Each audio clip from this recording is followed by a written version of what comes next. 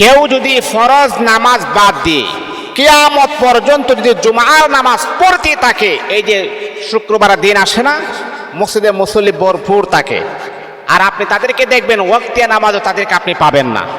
আল্লাহ পাক রব্বুল আলামিনের নামের কসমকে আমি বলি, আমার বুকে 30 পারা কোরআন আছে, 30 পারা কোরআনের কসমকে আমি বলি, কেউ যদি ফরজ নামাজ না পড়ে কিয়ামত পর্যন্ত জুমার নামাজ পড়তে থাকে, তার একটা জুমার নামাজ আল্লাহ পাকের কাছে কবুল হবে না, গ্রান্টেড হবে না। আপনি ওয়াক্তিয়া নামাজ পড়েন না, আপনি জুমার নামাজ পড়েন, আপনাকে কি পাগলে পাইছেন? আল্লাহ পাকের সাথে বাটপারি করার, সিটারি করার তো কিছু জিনিস আছে, এইগুলা দিয়ে বাটপারি করেন। আল্লাহ বলেন সে যে কত বড় ধোঁকাবাজ, সে যে কত বড় প্রতারক, এটা বুঝতে আমার আর বাকি নাই। তুমি একদিন আল্লাহ পাকের দরবারে এসে আপনি একদম ইখলাসিয়ত হয়ে যাবেন, আপনি একদম আল্লাহর ওলি হয়ে যাবেন। মনে রাখতে হবে প্রত্যেকটা মুমিন, প্রত্যেকটা মুসলমানের জন্য ইমানি দায়িত্ব হচ্ছে 5 ওয়াক্ত নামাজ পড়া।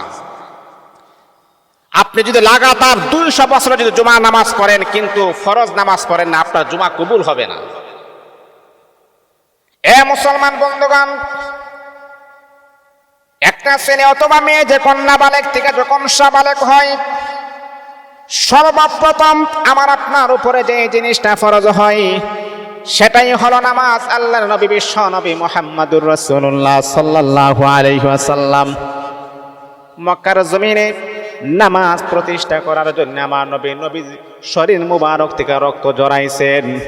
আমাদের নবীকে যদি আপনি ভালোবাসেন, নবী মুহাম্মদুর রাসূলুল্লাহ সাল্লাল্লাহু আলাইহি ওয়াসাল্লামকে যদি আপনি মহব্বত করেন, আপনি যদি নিজেকে আশিক রাসূল দাবি করেন, তাহলে কখনোই আপনি নামাজ ছাড়তে পারেন না।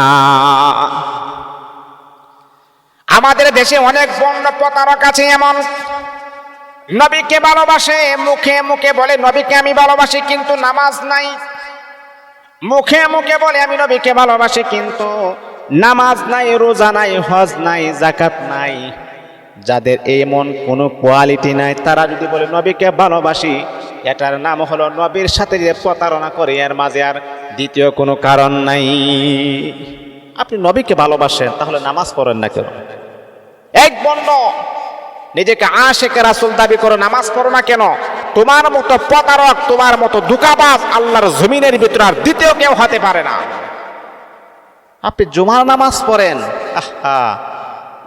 জুমার নামাজের ফরজ নামাজ পড়েন নাই, আজকে যে ফজরের নামাজ এটা পড়েন নাই, আজকে যে আসরের নামাজ পড়েন নাই, কিন্তু জুমা নামাজ পড়ার জন্য বেকুল হয়ে যান। এটা যে আল্লাহ পাকের সাথে ধোঁকা নয়? কি বলেন আপনারা?